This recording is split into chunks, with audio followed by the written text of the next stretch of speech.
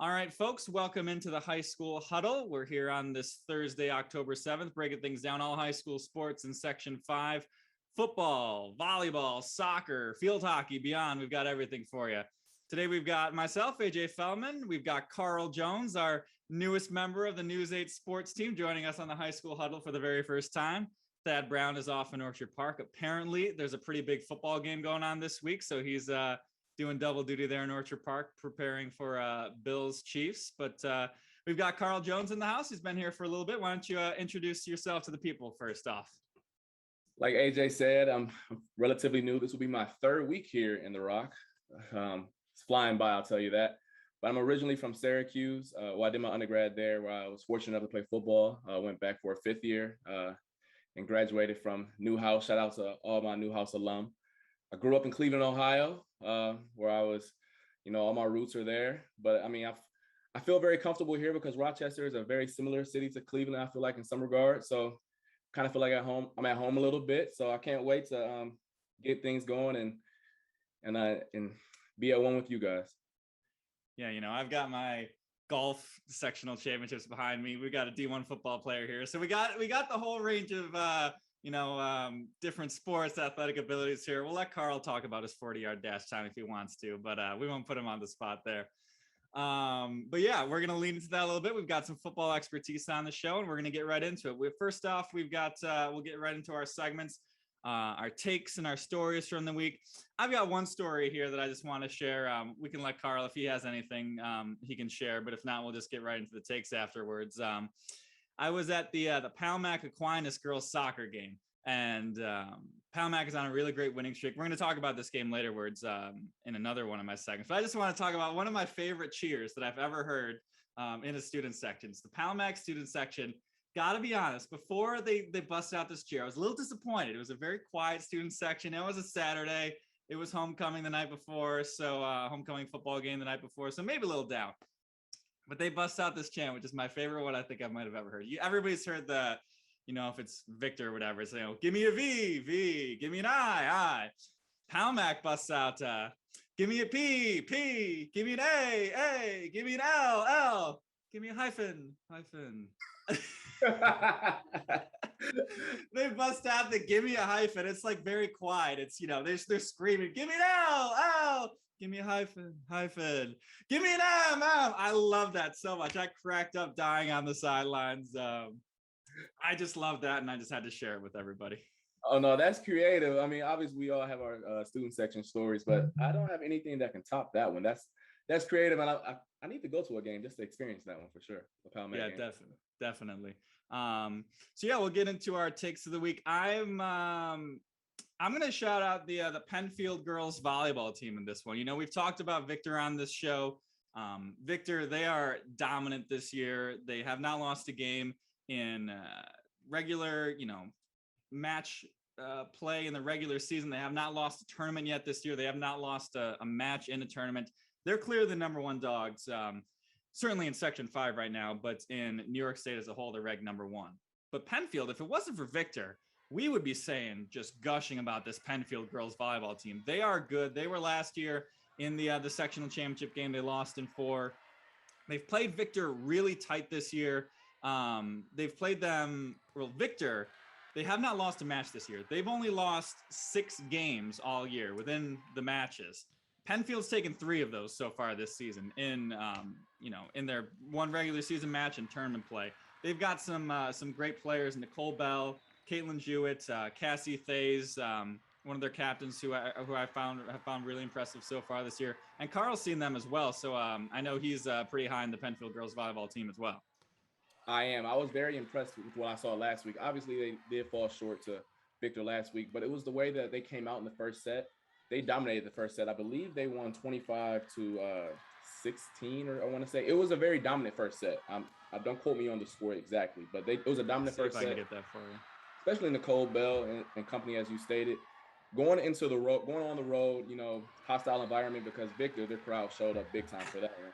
And they didn't look intimidated at all in that first set. And obviously, Victor began to, overpower them and dominate throughout the rest of the match. But I am impressed with Penfield, and I believe if they were to match up a third time, I don't think Penfield would back down whatsoever. Yeah, 25-18 was that first set. And like you mentioned, they did not get the win, but that's got to be a good confidence booster for them. They've shown that they can go in there, you know, uh, control that first set. Obviously, it's volleyball, you got to win 3 out of 5. So you want to, hopefully build on that in the future. But just to, a team that you lost to in the sectional championship game, a team that's #1 in the States, just proving that you can, I'm not going to say just hang with them because they've beaten them in certain sets, but to make them not this, almighty victor at the top of the pedestal, I think is pretty important there for Penfield there. 100%. Confidence is the game is obviously the physical aspect matters 100%, but a lot of the time kids get psyched out before they even go out there. And I don't think that's the case with Penfield when it comes to Victor. Definitely. Carl, what do you got for a take for this week? So a take for this week, obviously there's a bunch of big games on the high school football slate this week. However, a team that has my eye is HFL, and it's a matchup between them and Batavia, 2 top 5 teams in Class B this week. I was fortunate enough to see HFL for the first time this past week when they took on Bishop Kearney. Obviously they took care of business, but the previous week they had a close one with Wayne Central 21-20. So I wanted to see how they would respond and how they would, after a close game, what is their mindset. It was also homecoming for them as well. And they took care of business relatively early. I'm sure that they called off the dogs, I guess, so to speak, a little bit in that game and didn't run up the score like they could have. So I'm impressed with what I saw with them, especially Brody Young. I have a thing for high school quarterbacks because it is a tough position. He throws a beautiful ball and his receivers are running under him. I don't know. It looked good to me that he made my job a lot easier filming his passes. So I'm impressed with what I saw with them. I can't wait for that game. It's a rematch in last year's Class B championship where HFL was fortunate enough to win 49-28, take that game over Batavia. So I can't wait for that one. It's going to be a good one. But got a bunch of games as we talked about earlier, but that's one that definitely has my eye. Yeah, HFL winning their first sectional title last year. They graduated a lot from last year, and like you said, Brody Young and that team, they've been kind of keeping it going. We're going to talk about that Batavia game a little bit later in the show as well, but Batavia, they really haven't been tested too much this year. You like to see that HFL was able to grind out that win against Wayne last year, another team that is a really strong third banana in that Class B. That's a really strong section with those 3 teams there, but certainly HFL's looked pretty good, very good so far this season. All right, moving on to the best team we saw this week, not necessarily the top team in a certain class or maybe that, but certainly the team that has impressed us the most so far in our last week of travels. I'm going to start out with the UPrep Griffins. UPrep's had an interesting year. They're currently 4-1 on the season. Their lone loss was to Brighton 21-19. In that game, Jordan Jackson, their star wide receiver playing at Central Connecticut next year, leaves the game with quite a brutal knee injury or leg injury, to say the least. So they had to deal with that game. That was a 4th quarter injury. So I believe it was I believe it happened on defense. So I think they got one more possession to try and get the touchdown. But when you deal with something like that, that's tough to bounce back from and try and go on a drive. But they've really found their offense, and that offense is Rakim Chenier. He was a great running back last year. He was great early to start the year, but they've really kind of dedicated themselves to that ground game with Jackson out. Clyde Davis Jr. is a great quarterback as well, but Rakim Chenier, he's just been dominant. Over 300 yards last week, 3 touchdowns against Gates Jolly, all those 3 scores in the 3rd quarter. They've got Sherrod Watkins, a great offensive and defensive lineman. He's one of the best players in the section. So that Class A1, we've said it all throughout the season, that's going to be a really fun one to watch in the playoffs. We thought it was kind of going to be Brighton and Webster Thomas. They both got out to undefeated starts. Thomas has kind of fallen off a little bit. UPrep's kind of seemingly gotten themselves in the driver's seat for that 2 seed right now.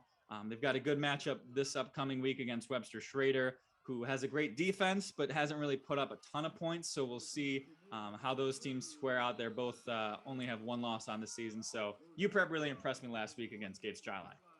Out of all of the divisions or classes, I guess you can say, that I've seen so far, A1 is the only one that I haven't seen, so I don't have much to say on that division. But I can't wait to see, as you said, how UPrep takes on this week. However, my team of the week is Spencerport, and I've seen them twice so far this year. And they've caught my eye for two reasons. One, the wing tee. We'll get into it later. As a former football player, especially defensive player, it is annoying to go against that every single day. So I can't imagine high school kids going against that. So that's in its own right, just a take on it in itself. However, I'm impressed with them just because they've been dominant. And I know last week they defeated Rockport 40-27, but I was at that game. And to be honest, I don't think the score kind of indicated how big of a distance that game actually was. That game really wasn't all that close. Mm-hmm.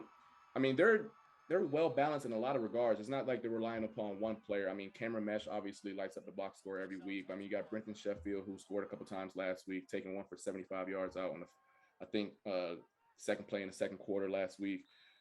Joe Marcello took the opening kickoff back last week. I mean, Joe Marcello. So I mean, mm-hmm. they're a well-rounded, oiled machine. I can't wait for the matchup this week, as we'll talk about later with Canandaigua. That's going to be a good one. Spencerport, they're well-rounded. They're ranked 18th in the state right now. They have a tall task ahead of them taking on Canandaigua, but they're the best team that I've seen so far, and on both sides of the ball. So I'm impressed with what I've seen with them. Yeah, well-balanced, well-coached. We'll talk more about defending that offense, but just running that offense. It's not the most exciting. It's certainly not the sexiest offense you can run. So, but you get everybody to buy into that one, to buy in that offense. You get your linemen running downhill. It takes a toll on the defense, just to say the least. 100%. Don't get me started. Yes, big toll. Big toll. All right, moving on to our under the radar team that's deserves some pub. I'm going to start off with the Aquinas girls soccer team. We talked about them a little bit, their game against Palmac. Aquinas coming out with the win in that one, 2-1 in overtime. Palmac was undefeated last year. Their sectional run got cut short because of a COVID quarantine issue, so they did not lose a game last year. They entered that Palmac game on a 22-game winning streak. Palmac did. Aquinas came and knocked them off. Emily Silverstein scoring both of those goals in that one of them off a great free kick, the other one another long distance shot. So she has got a boot from, not the biggest player in the world, but she can certainly kick it. Aquinas, they only have a 5-5-3 record so far this year, but they've played some really tough teams. They've tied Pittsford Mendon, who right now is seemingly the team to beat in Class A2 right now. They tied them 0-0. A defensive struggle in that one. Mendon's kind of beaten all the other teams at the top of A2. They beat Athena. They beat Brockport. So Aquinas gave them the toughest test this year. Aquinas has played a couple of AA schools this year. They tied Victor. They beat Rush Henrietta. So Aquinas, while only at a 5-5-3 record, they're going to have a lot to say about how that A2 girls soccer bracket shapes out.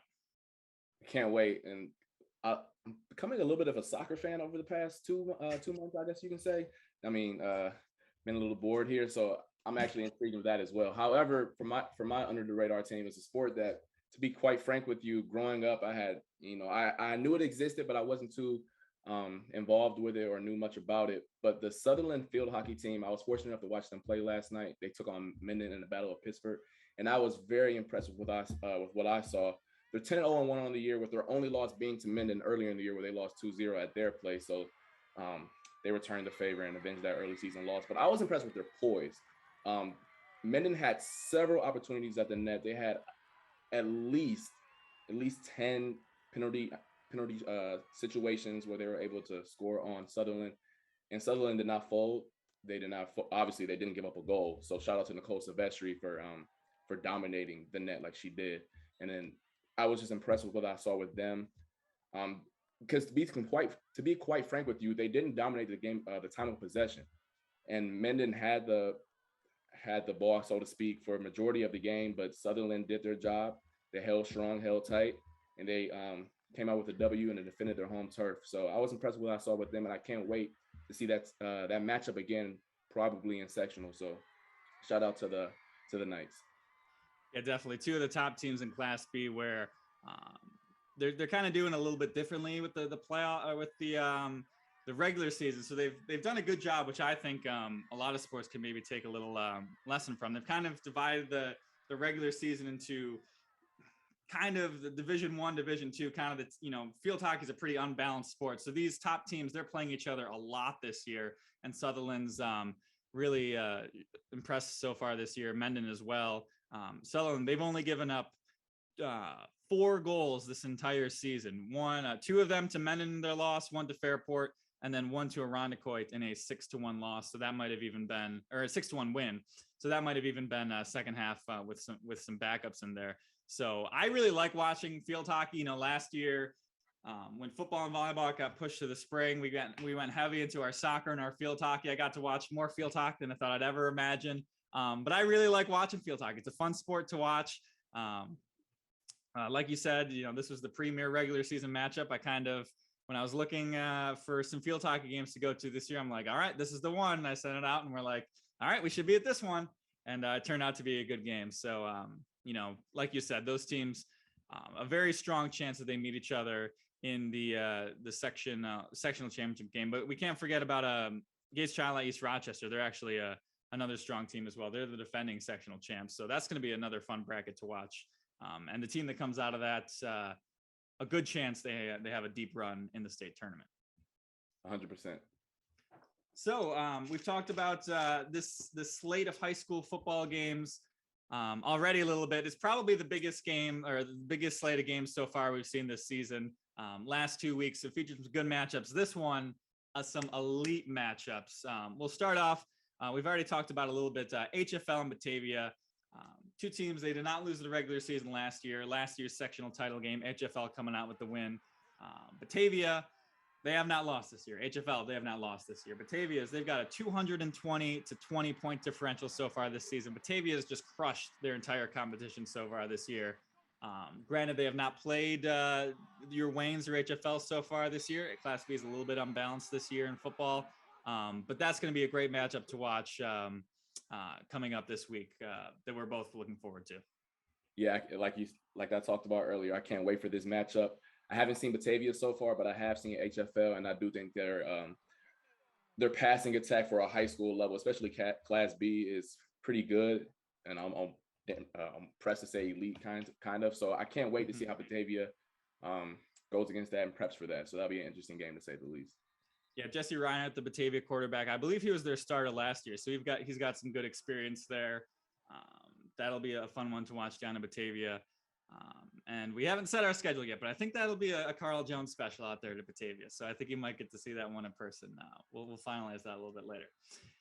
Coming up next, Spencerport, Canada. We've already talked about this game as well. This is the big one in Class A2. Spencerport ranked 18th in the state. Canada were ranked 3rd. Spencerport has lost their last 7 matchups to Canandaigua, so a lot to prove for the Rangers there. And last year they met in the sectional playoffs. Canandaigua won that one fairly handedly. I believe it was a 27-10 score was the result for that one. I'm gonna try and look that up quickly right now. But the thing with that game last year was Spencerport, they came out the first game of the season. It was 29-10 actually. Spencerport first drive of the game, ran that wing tee to perfection, got them all the way down the field. Got their touchdown. Their only score of the game. They had a little bit of trouble moving the ball after that. Canada would finally adjusted to that. We talked about this before, how much you hate playing against that wing tee offense, especially that first drive of the game when you've seen it from your practice squad. Certainly in a high school high school environment, your scout team isn't going to be nearly at the level of another team's starter. How tough is that in that first drive of the game just to get going against that wing tee offense? It's very difficult because you hit it right on the nail.